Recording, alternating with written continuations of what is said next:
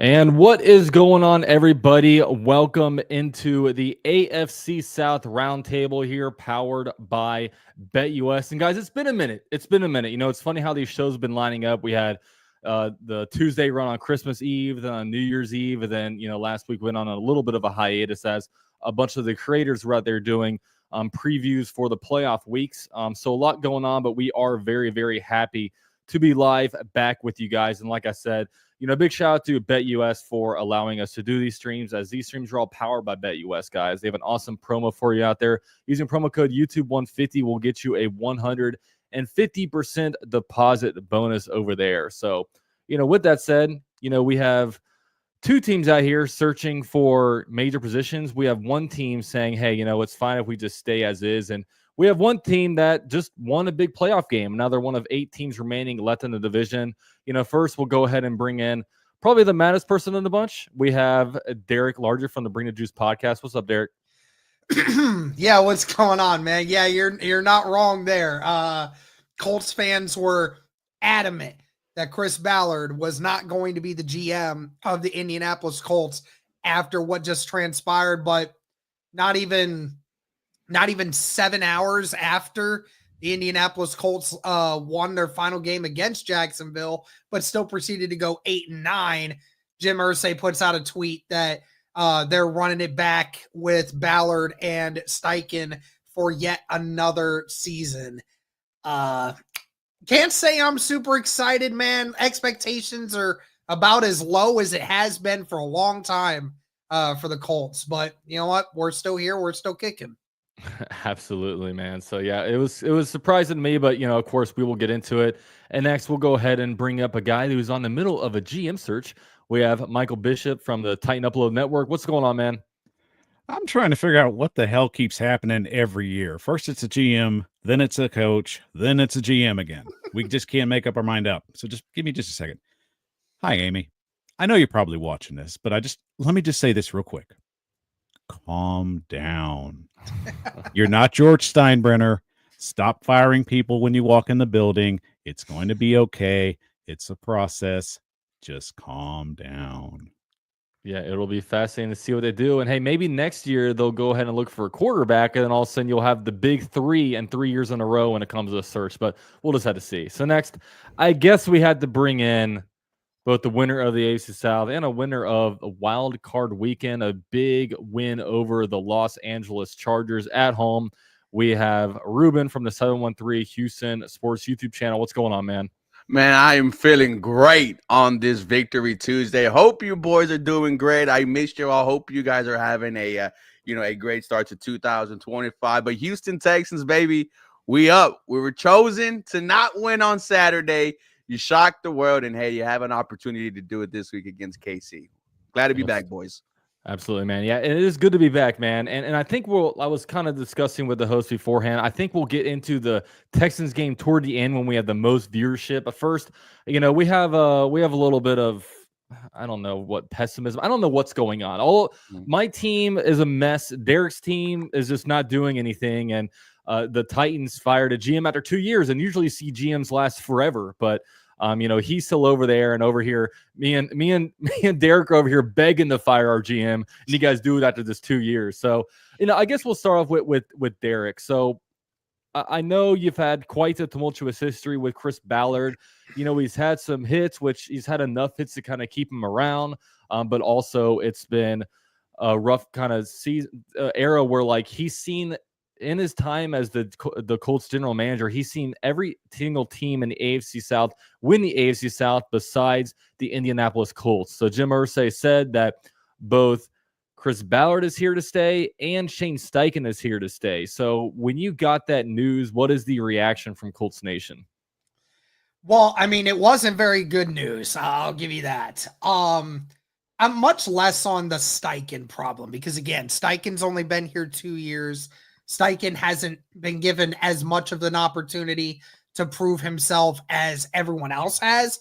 But for Ballard, everyone was adamant that this guy was gone. We were signing petitions. We were all getting ready for tweets to get put out within the next few days. We're like, man, this is going to be great. And then on the same day we win against Jacksonville, Jim Irsay says, nah, they're coming back. And the crappy part is Irsay he has 2 pages on the post. So on the first page, he's saying, I understand how y'all feel. We're disappointed. We're upset. This team's not winning. This team's not doing this. This team's not getting closer. And, and we feel you and we hate that it's being this way. And then the next page says, but I have confidence that Ballard is going to be able to figure it out. It's like, dude, you've had 8 years. You've had 8 years. You're about to go into your 9th year. And you just sat here and said that this team is not closer than what it has been. Now, I will say from the Ballard presser that happened the next week after that announcement, Ballard said a lot of the right things. But then again, he always says the right things. He's a professional shit talker. He knows how to smooth things out. He knows the right things to say all the time to get on the right side of everyone else. Again, we kept saying for the first couple years, Ballard, you had the unfortunate news of Andrew Luck being gone, generational quarterback. We gave you the benefit of the doubt. But, we've seen over these last few years, this team's not getting any better. And then on top of it, you now have a culture problem in the locker room. Your own players are saying it. Your coaches are saying it. Everyone on the team. And then you got guys that are coming out and anonymously and are saying this organization has no direction, has no vision. And who's the common denominator who's been here through all of that? And it is Chris Ballard. And that's the problem that we have right now. I don't know if it's going to get fixed, but Colts Nation was not very happy to hear that Chris Ballard was so quick to be brought back. So, Ruben, when you saw the news break, what were your initial thoughts about it? I was just kind of laughing because, we talked about how in this offseason leading up to this season, they did nothing. And when you check the temperature from Colts fans on Twitter, they feel like they're in, purgatory. And the last couple of weeks, it hasn't been good for them. You have Pat McAfee going on his show talking about how there's no sense of direction, sense of urgency with the Indianapolis Colts organization. And when you come out and, just basically say, we're going to try to run it back one more time after not doing anything in the offseason, I can understand why Colts fans are furious. And, like what Derek brought up, how long ago did Andrew Luck retire? I don't think the Colts have won a division since then. And it's getting embarrassing now. And, good for the rest of us three. One team just continues to shoot themselves in the foot. But if I'm a Colts fan, man, I'm not feeling happy. So, Michael, when you saw the news, what was your thoughts? Yeah, I was pretty much thinking that it was a done deal, that he was going to be out the door. But, I think we need to check on Jim Irsay and make sure he's not being Weekend at Bernie's by somebody, to make sure that somebody's just trying to keep a job. Yeah, potentially. I know with me, I really think that I think all Ballard and Steichen, both of their jobs next year are going to pretty much depend on Anthony Richardson. Anthony Richardson was obviously a very high draft pick, and his 2-year NFL career has been very, very weird. His first year only played 4 games, but left a lot to, a lot of people said, okay, this is going to be really good for him next year. And, year 2 was just rough. And I think the roughest part of his year 2 was just his maturity. We all speak about how, he took himself out of that game, which is pretty much unheard of. But, in the same game, he went out there and basically almost taunted Colts fans by faking an injury and popping back up. It's like he has some legitimate maturity issues, but the good thing about that is it should be pretty easy to improve that, right? And now he's kind of on notice. And, I almost wonder if they're going to see what they have in Anthony Richardson. And if Anthony Richardson does fail and they do decide to move on from him, then boom, you have a clean slate of a new quarterback, a new GM, and a new head coach. I don't think it's fair to fire Shane Steichen. After only 2 years, I believe that he's put enough out there where he's earned a 3rd year. It's not like he went out and did what the Jaguars did with playoff expectations and go 4-13. He's been out there and, he's had a quarterback that's been in and out, and he's had, and I think that there's some stuff that, he doesn't do well. But, I really think that both the jobs are going to be tied to Anthony Richardson. Like, what does Anthony Richardson want to do? Does he want to, basically, rise above everything and hit that ceiling that he has, and all of a sudden he knows that that's going to save the GM that drafted him and his first head coach in the NFL? Or is he going to fall? And if he sinks, then the whole entire Indianapolis Colts will sink, and then you might see them go into a rebuild. And I almost wonder with Chris Ballard, do we see a new Chris Ballard? I know his mantra year, or like his perception is that he's bargain bin Ballard. He doesn't spend at free agency. Does he change that? Does he I'll go out believe there it when I see it? Does I'll he go believe out when there and? But a lot of times, and guys, last year, final year, they say, "Fuck it, I'm gonna do whatever I want to do." Maybe he's gonna go out there and spend a bunch of money finally because he knows that, hey, this is do or die for me. If I don't make the playoffs, I am definitely gone. So it'll be interesting. But I really do think that those jobs are tied to Anthony Richardson, and it'll be him to kind of determine if they come back. So we'll just have to see. And I know I also want to ask you, Derek, what's the temperature on Anthony Richardson now that the season's over? You concluded the second year.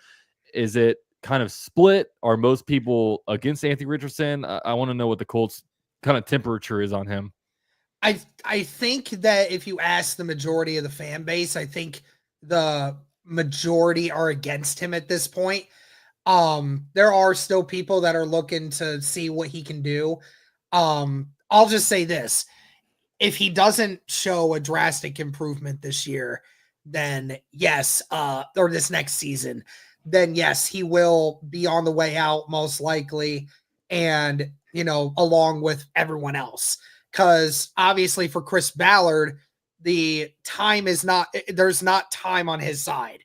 And the thing is too, is like, because of just how bad Anthony Richardson was this year for the majority of it, it really doesn't take that much to really get him to be like, be better in any sort of capacity. I mean, he was bad in every asset for the most part of the season. So, you got a full off season. He's not going to be injured. He's going to have a full off season to reorganize his game. And even the Indianapolis Colts said they are going to bring in competition at the quarterback room. So it is going to be Anthony Richardson. You need to win the starting battle, or it's a game over for everyone in the Colts organization at that point.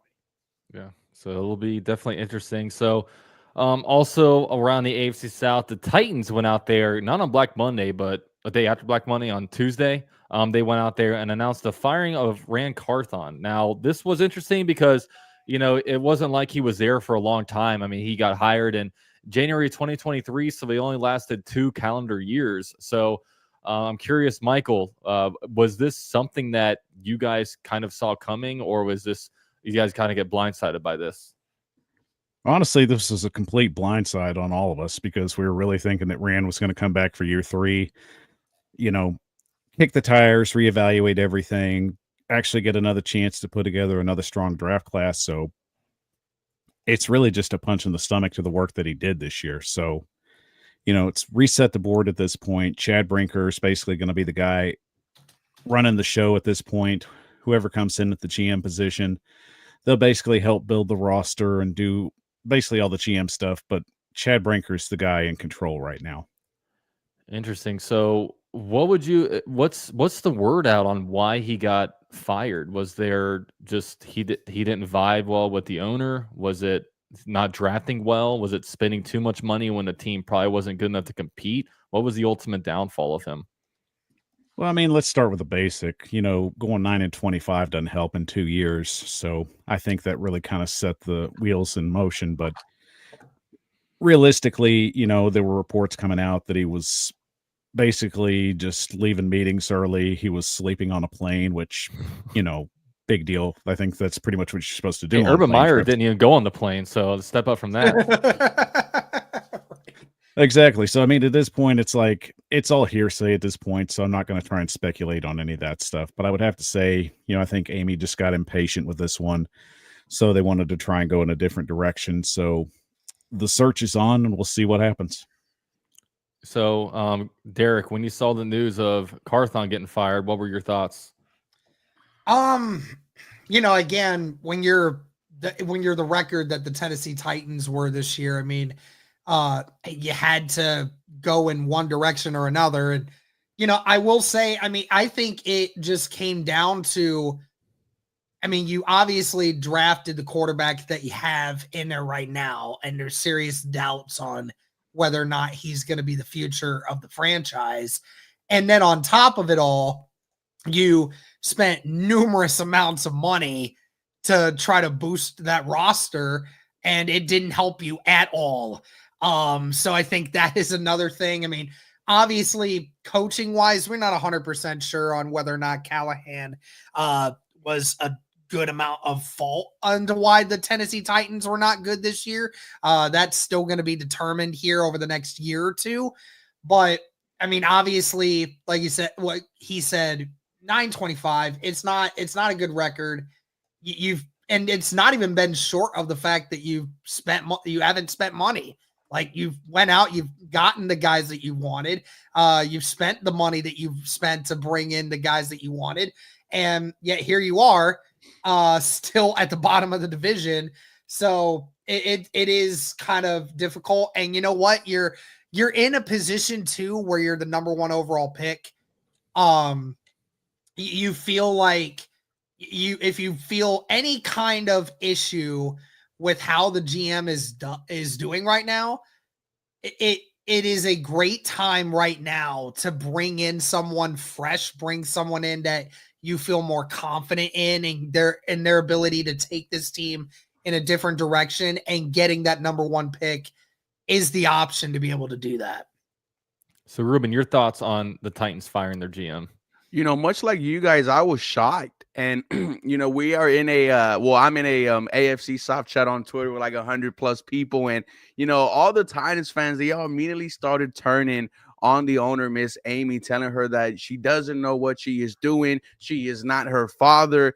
And, this is what happens, guys, when you play the Houston Texans and lose, right? Last year, you lost to them by old man Case Keenum. Mike Vrabel got fired immediately after that, right? You beat them in week 18. Couple of days later, out goes Ryan Carthon. This is what happened. Both times trying to wear the Oilers uniforms, by the way. Both times you try to embarrass us.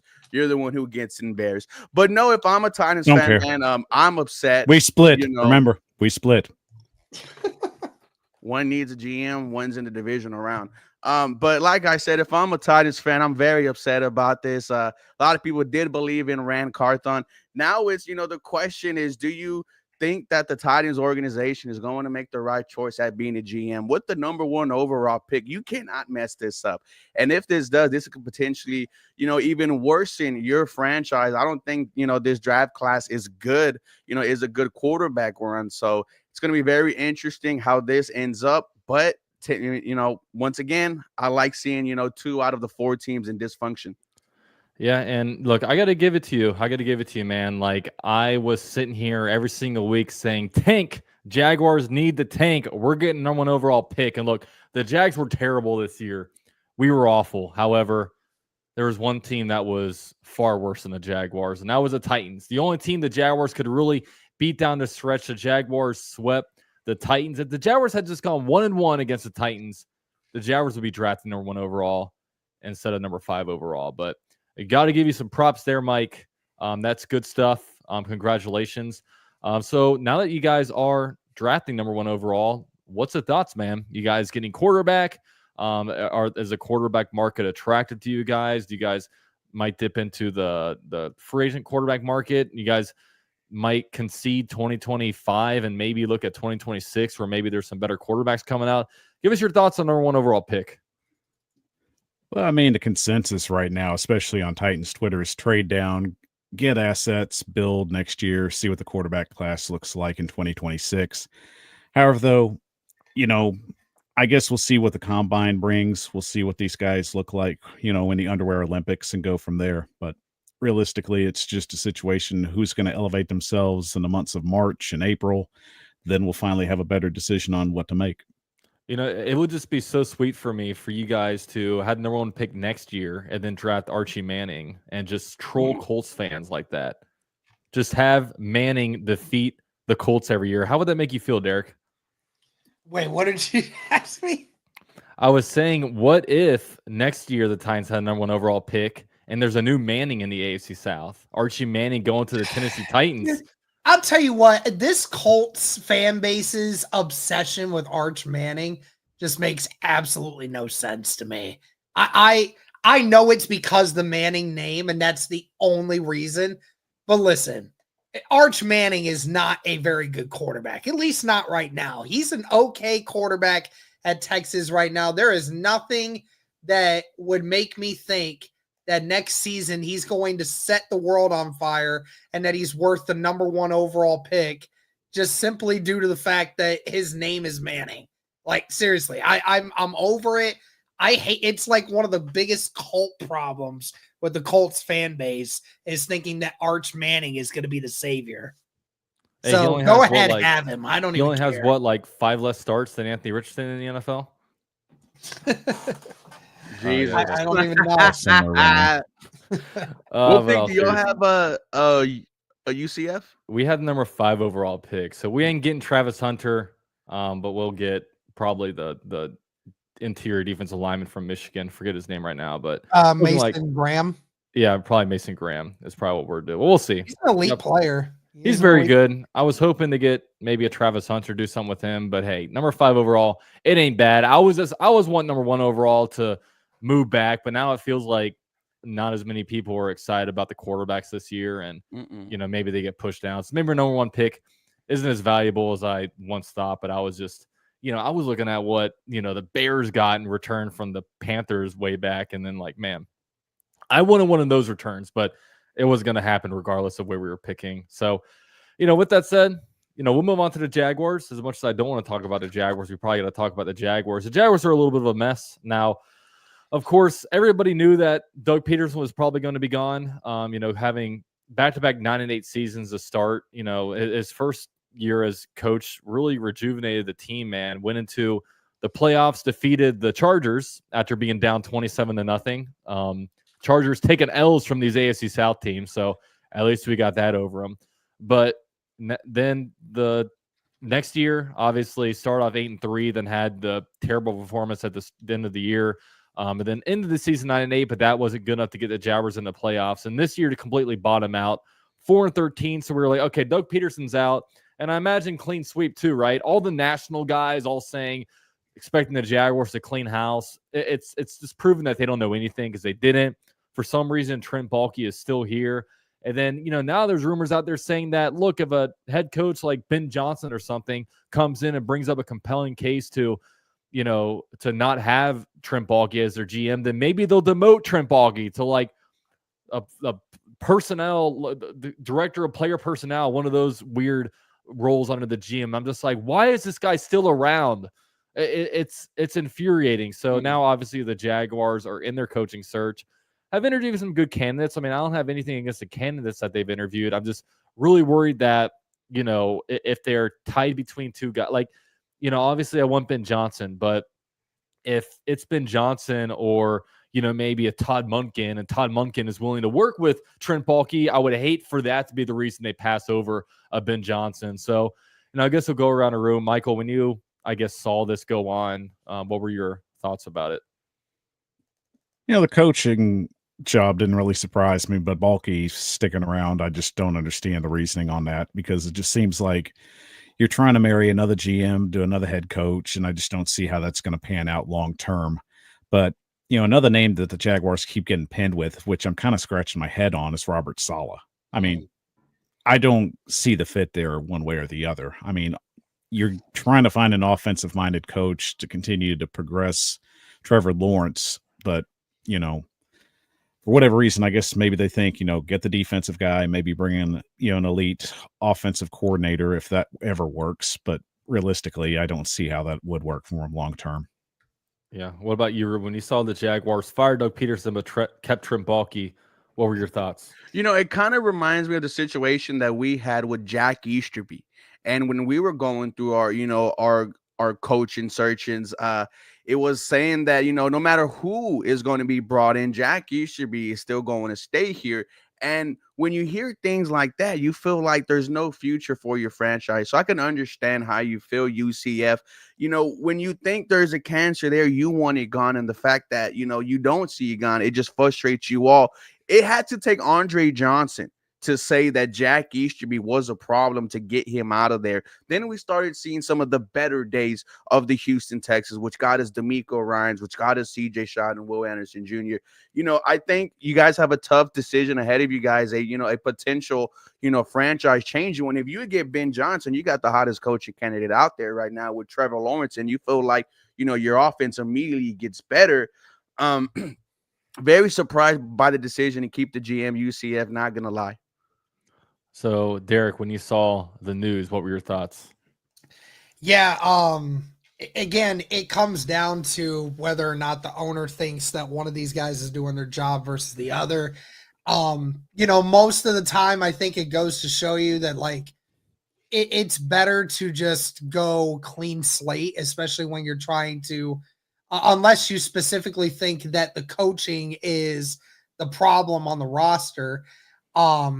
So I don't know. It's up to me on whether or not your GM thinks that he's doing a good enough job, and whether or not, the coaching has been the main problem for you guys. It certainly has been a huge problem, but, as far as bolstering up this roster, I mean, I think he's been doing better than Chris Ballard, but I'm biased. I hate Ballard with all my guts.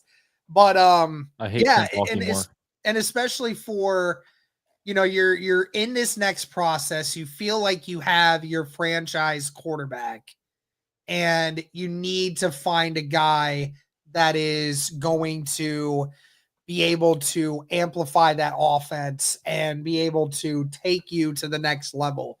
And, sometimes the GM, it depends on a good GM. If you get the right GM in there, a lot of coaches sometimes will take jobs because, they like who's a GM, they like who's making the decisions. That's what a lot of it has to come down to. And I mean, obviously the owner feels that the GM is competent enough to get the right coach in there that's going to work with him and everything else. But it's going to be interesting to see how that all works out for Jacksonville. So as you guys all know, these streams are powered by BetUS, and BetUS actually has head coach futures out here. So you can actually take a look at who the Jaguars are favored to get. Now, if you look at here, you have to look a little bit deep, but Jacksonville Jaguars next permanent head coach. I'm glad they threw the word permanent in here, or else I wouldn't have known what to gamble on. But so right now, the favorite is actually Liam Cohen, the Buccaneers offensive coordinator, at -125. Second, right behind him, is Ben Johnson at -110. So these two guys are pretty much neck and neck. I like both these guys, but I don't think you should overthink it. I mean, Ben Johnson's been the guy for like 2 years, and you've seen what he's done with the Detroit Lions over there. And I think my biggest concern about Liam Cohen is that if I look at the AFC South, I mean, I remember after 1 year, Bobby Slowick was the hot name. He was almost hired away. And, you give him a second year and he's been the most disappointing. I kind of worry about the same about Liam Cohen. We've seen him do it 1 year, and I know he's a young guy. I know how good the offense is doing, but I'll be honest, seeing that example worries me a little bit. Don't do it, bro. Don't do it, because like we started getting worried as soon as it was week 5, talking about game planning issues, the run script. It's definitely a year-to-year league, and I don't think Bobby Slowick this offseason is going to get any real, and by real I mean like actual, be viewed as someone who could potentially lead a franchise, man. So I like my OCs to have some experience. The fight of Bobby Slowick this year in year 2 has been fun. So that's where I'm a little bit worried, because you see Liam Cohen only do it for 1 year, and also you compare Ben Johnson to Liam Cohen. Man, Ben Johnson was there when he got the job for the Detroit Lions. I think it was 2021. They were trash. They were literally the Jaguars. They were the Browns. They were the Jets. They were the Panthers. They were the kings of dysfunction. And then now he's been a part of the turnaround of this franchise. And now it looks like not only are they a juggernaut in the NFC, but it doesn't look like they're going to be going anywhere. I mean, it looks pretty well built over there. And I want somebody to come to Jacksonville that has done a similar thing, and it just feels like things are lining up way, way better with Ben Johnson than maybe a Liam Cohen. But the Jaguars hire Liam Cohen. I wouldn't be mad, but I would hate because the rumors are out there that Ben Johnson does not want Balky as GM, but Liam Cohen is down to work with Balky as a GM. Is that the difference? It would be ridiculous if it was, but nothing surprised me with Shad Khan anymore. So yeah, you have these guys, like I said, Ben Johnson -110, Liam Cohen -125. Right behind them, like Michael was saying, Robert Saleh +400. He was the Jaguars linebackers coach for a while there. He was a Jaguars linebackers coach before getting the DC job for the 49ers, and then obviously went to the Jets after that. So, he's been kind of around the building for a little bit. And then Joe Brady, the Bills offensive coordinator at +600. And then, you got some other guys. You have Aaron Glenn +700. He wouldn't be bad. I just don't know. It just feels like where the Jaguars are right now.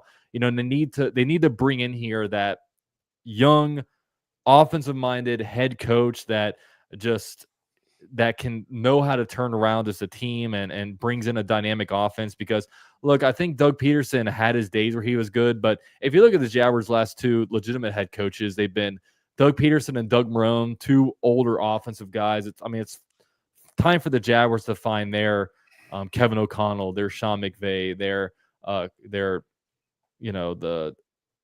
just one of these guys that is out here doing work. So I don't know. That's where I'm leaning. But, these are different odds on BetUS, and you guys can definitely go check them out. Use promo code YouTube150 for a 150% deposit bonus. And they also have a casino over there, which is actually pretty cool. If you guys want to check out, if you guys are into casino games, definitely go check that out over there. So with that said, we can get out of this one. And now, hold on. I'm also producing the show, guys. So let me go ahead and get these graphics there. I got to change the lower third now because, look, the Texans defeated, and not only defeated, but destroyed the Chargers at home this last weekend. A bunch of games in AFC South. It looks like really only 4 teams belong because all the AFC South teams just did work over their opponents. So, Ruben, after this game, man, let us know. I want to know how you were feeling before this game and then how you're feeling after it, because I know there's probably a wave of emotions, especially with how the season ended for the Texans. The week leading up, I understood all the hate. I still found it disrespectful, right? We were called a bye week by Rex Ryan.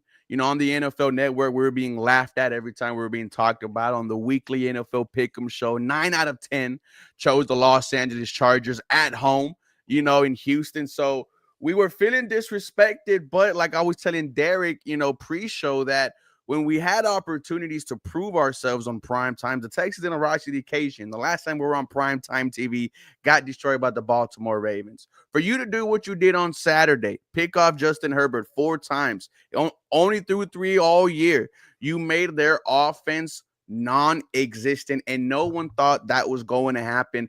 The Houston Texans beat the Los Angeles Chargers so bad that there was no other way to spin it. It was belt to ass. They shocked the world, and they have an opportunity to, stop a three-peat on Saturday against Kansas City Chiefs, but the vibes, UCF, are at an all-time high. You saw in the locker room Joe Mixon and the boys smoking a cigar, smoking on that Rex Ryan pack. He even apologized the day after, but we're feeling great here in Houston. CJ Stroud, he might have woke up. And if that's the case going forward, I like my chances against anyone, man. That busted play where, the snap goes to his right, picks it up, and it's like 3rd and 20, finds Hutchinson, started using his legs. We're feeling confident here in Houston, man. Excited that we, we're able to represent Houston. The stadium was loud, and just the fact that your defense was everywhere, swarming, man. It was fantastic. And also, guys, if you're interested in getting some merch over here, they actually have some. The AFC South Roundtable on roundtablesports.shop has your AFC South Championship merch back-to-back. So, yeah, since the inception of the AFC South Roundtable, Texans have one every year. So go, maybe the AFC South Roundtable is y'all's good luck charm. So with that said, definitely go over there and show them some love. They have hoodies. They also have T-shirts. I think you can get these in you can get these in different colors. So if you guys want, you can get it in a red. You can get it in an ashy color, whatever color this is. Okay, that's that. You can get it in white.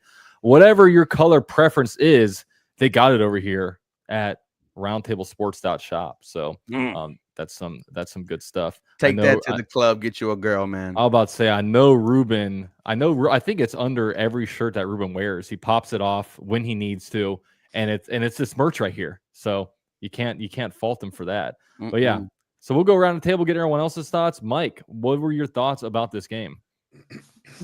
Shout out to the NFL for continuing to do dual broadcast. They also had the game on Nickelodeon, so my girls were able to watch with me. Elite. So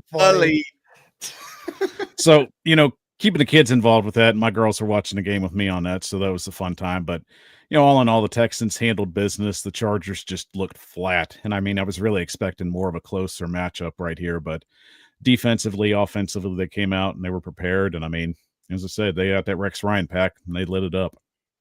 Yeah. How about you, Derek, man? Your thoughts about this game? Yeah, close fight in that first half, and then I just don't know what happened in that second half. The Houston Texans just completely locked down the Chargers. The only reason the Chargers were even able to score was based off of a very lucky catch and run after for Ladd McConkey. In all retrospect, Ladd McConkey was the only guy that showed up for the Chargers on that in that game. 9 catches, 197 yards, and a touchdown, which is hilarious because that again is about 80% of Justin Herbert's final yards by the end of the day, and was the only score for the Chargers outside of a few field goals. So, this Texans team, I'll tell you what, I said it, I tweeted it after I think the third interception. And I said, this is a Texans defense that, no joke, if the Houston Texans offense stays consistent and can actually just not beat themselves, this is a Texans defense that can legitimately take them all away. Legitimately can. I don't know if they will, because again, the offense for the Texans still is a little bit here and there for me. But that Texans defense, that thing's no joke, man. They get after it. They're ball hawks. They get after people, and they're not even just a pass stopping team either. The Chargers only had 50 yards of rushing in that game, so the Chargers had nothing going for them. It's hilarious. I think it's safe to say. It's safe to say Justin Herbert's overrated. Whose bye week was it again? Hey, it was our bye week. It was about there was no other way they could have spent it, right? And the second leading receiver in terms of catches for Los Angeles was Derek Stingley, the all-pro cornerback. Dude, after Saturday, I'm going to start calling him one of the best in the league.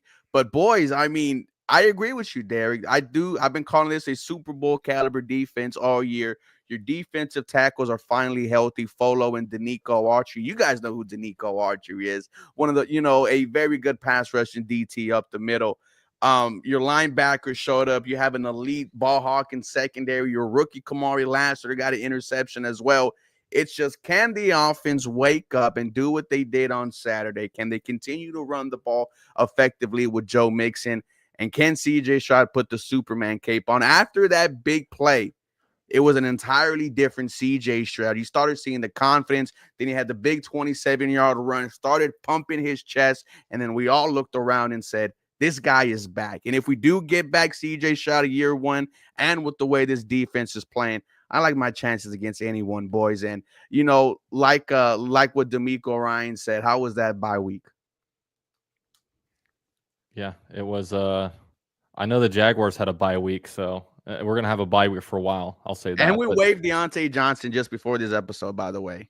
Yeah, I saw that. So yeah, I guess my take on the game is, man, if, there's an old saying, defense wins championships. I don't know if that's an outdated thing, but if it's not, then, man, the Texans have as much of a shot as anybody out there because, the defense is just always electric. And it's not even like the defense has many down games. It's feels like it's just always on point. They suffocate teams. And, man, when they get turnovers, it just feels like turnovers comes in bunches for them. And they're able to get after it. It's just all about which offense shows up. All they need is an average offense. All they need is an offense that isn't turning the ball over. All they need is an offense that doesn't turn a ball over. That's exactly what they need. And, I think with the way the Texans need to approach this is like the offensive line is not good, and they're not going to be good all postseason. So they had to find a way to coach themselves out of that. And I think right now everybody's focus is going to be on Nico Collins, and I think they have to find ways to give the ball to other people and open up Nico Collins in that way, because right now the Chiefs, they're going to take away your best player, and that best player is Nico Collins. But show them that, hey, even though Tank Dell got hurt, even though Stephon Diggs got hurt, we still got Hutchinson. We still got ballers for tight ends. We still got people around the field. We can get Joe Mixon a ball out in space. So, they need to be able to, share the ball a little bit, because, the Chargers are the Chargers. They're just historically not good, and they're just not. But next week you have the back-to-back Super Bowl champions. Okay.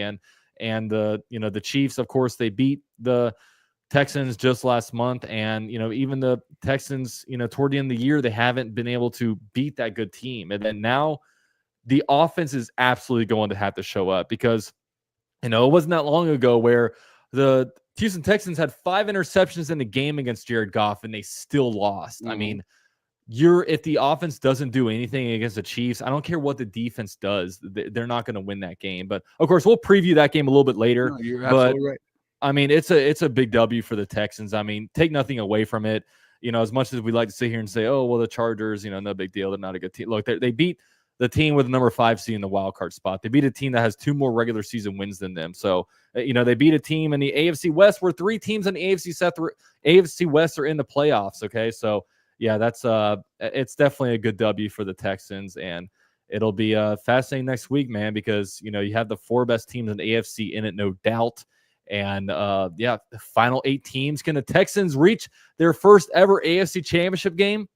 Tune in this Saturday, right? You got the AFC South 4:30 Saturday slot. Gotta love that slot. It's always, brother. Like, if it's not the Super Bowl, for as long as the Houston Texans are in the postseason, it's going to be Saturday 3:30. Hey, I'm right there with you, man. We get those slots too, and I hate it, bro. Derek, when you guys were in the playoffs a couple decades ago, when were you guys on? Lord, if I know, man, it was that long ago. That's what's sad. Yeah, but is what it is. So, with that said, that will probably do it for the show, man. Got some coaches searches going on now. When it comes to next week, I mean, maybe the Titans GM spot is filled. I know sometimes it takes a little bit longer for head coaching slots to be filled. I don't even know what it's like to go on a GM search. The Jaguars promoted Trent Baalke internally in 2022 and haven't hired a true GM since 2013. So I don't even know how those searches go. So yeah, that's going on there. The Colts will remain with who they think is going to help win them games, whether Derek and Cody like it or not. I see you guys over there on the Bring the Juice podcast over there ranting and bitching. Bro, I hope we get a good defensive coordinator, man. That's just all I can hope for right now. I just hope we get a better defensive coordinator than Gus Bradley. And I just hope the Jaguars don't have to force the hire Gus Bradley as head coach, because no one wants to work with Trent Baalke. I would love it. I would love it so much. That ain't happening. We might just get Robert Saleh, the next best thing. But yeah, man, Your locker room will be there. What's that? Like, your locker room will be there. Oh, absolutely. Will Pat McAfee be there? Probably better for you guys than us. He hates us. How you feel about that, bro? And then seeing Zaire go. He didn't even go That's to the rough. last game for the Indianapolis Colts, bro. That suite was empty. Did y'all Zaire see the Franklin video? shaking hands? The Zaire shaking hands with their the ghost air over there in the suite. Dude, I immediately tweeted, "Get this bum off my team. Seriously, get him off my team." Because he cares more about his other stuff going on than about the actual game itself. Yeah. So, and as much as I like to talk crap, I can't really talk crap about anything. My franchise is an absolute mess. Nobody knows what the Tennessee Titans are doing, and the Texans are out here defying all odds again. So not even the Colts know what they're doing, apparently, according to the players. yeah, and I will say, like this year, I think the Texans kind of struggled because they were like the hunted, but now you guys are back with zero expectations, right? house money season? Yeah, man. I mean, if I'm gonna lose to anyone, I want to lose to the back-to-back Super Bowl champions. And what you got going for you is, you lost to them a couple of weeks ago by just 8 points. And the game was close until the unfortunate injury to Tank Dell. That's when the entire energy of the Houston Texans died, and Kansas City just ran away with it. But after the performance, man, I'm ready to shock the world again, boys. Appreciate it, man. I'm ready. So speaking of shocking the world, these videos are brought to you by BetUS. So let's take a look at where BetUS actually has Super Bowl odds for the Houston Texans. They are the longest shot right now. Plus 5,000. Plus 5,000. I would at least I'd give them the better shot than the Commanders. I like my odds. So when you look at it, Detroit Lions had the best odds at plus 275. Then Chiefs, then Ravens, then Bills. Each of those guys are very close. Second, third, and fourth. Actually, the Eagles are at plus 400. Yeah, I think things a little bit jumbled up, but then not much love for the Rams, Commanders, and Texans. So hey, Ruben, it's all on you, man. Can you guys do it? I hope so. And listen, I'm gonna put like a little hundo on it. Hopefully, I could take us all out when we meet up during the offseason, man. Enjoy it on the Super Bowl, Houston Texans. You know what? I'll put some money on it. I'll put 20 on it. Oh, okay, 20 to win 1,000. Bro, Racky, come on. No, I'm putting 20 on it. You can't peer pressure me into spending more money than that. And if I win this 1,000, 25. They'll go $30. $20. $20 could potentially pay half your rent. Let's do it. Yeah, but $20 to 1,000 is just clean, flat numbers. I like that the most. So we'll see. Can the Texans win me some money? I'm pulling for you guys, man. I'm pulling for you guys. I hope so. Now he's got it. I hope so. But yeah, you guys all see it's Houston against the world right now, man. Not even BetUS. The sponsor of this show believes in you guys. So they wanted Houston. They fucking got Houston. There we go. But all right, guys. Thanks for coming in here and joining us for another week. It's been a minute since we've done a live stream. Right. But with all that said, Derek, it's off-season mode. Let us know what's coming up on the Bring the Juice podcast. Yeah, man. We're just getting more updates on the DC hire and trying to see if Chris Ballard makes any potential moves this offseason, whether that's bringing guys in or even some surprise cuts. A lot of us are thinking about maybe there might be some cuts this offseason that Colts fans maybe aren't aware of, trying to fix this team in this locker room right now. But that's probably what's going to be coming up here soon, man. In my best Morgan Freeman voice, they did not. But next we'll go to Michael, man. What's coming up with you? Well, we are going to be heading to the Senior Bowl this February. So all right, we are going to be giving live updates and videos and photos and everything we can, and give you everything we can on the Senior Bowl on the Titan Upload Network. Also, all the draft coverage we can possibly get, because what the hell else are we going to talk about for the next 3 months? So, number one pick, Shedeur Sanders, bringing sexy back in 2025. All right, you heard it here first. Shedeur Sanders coming in here, and hey, Deion Sanders interviewed with the Cowboys. Maybe you guys hire him as GM. Who knows? He's staying in Boulder. Let's be honest. Yeah, probably. Maybe they're just trying to generate a buzz. So, Ruben, you guys are playing in a divisional round of the playoffs. I know you guys streamed this last Saturday. Are you going to Arrowhead this week? Let us know. So, won't be going to Arrowhead. We're broke out here, boys. We will be at Tejas Brewery doing a watch party with everyone there. Last time we had 300 people pull up. We also had suspended linebacker Azeez Al-Shaair pull up. That was insane. Yeah, that was insane. But we're gonna run it back this Saturday. Excited, and for the rest of the offseason, man, we're dropping daily Houston Texans content. Excited for the rest of the playoffs, man. And like I said, it was gonna be back with you boys. Hey, bro, is it cool if I pull up? Hey, dude, I told you can, and you can come with me, man. But it's just up to you, dude. That would be great. That would be funny. I don't know, man. What are the odds that I get jumped out there? 0. You'll be with me.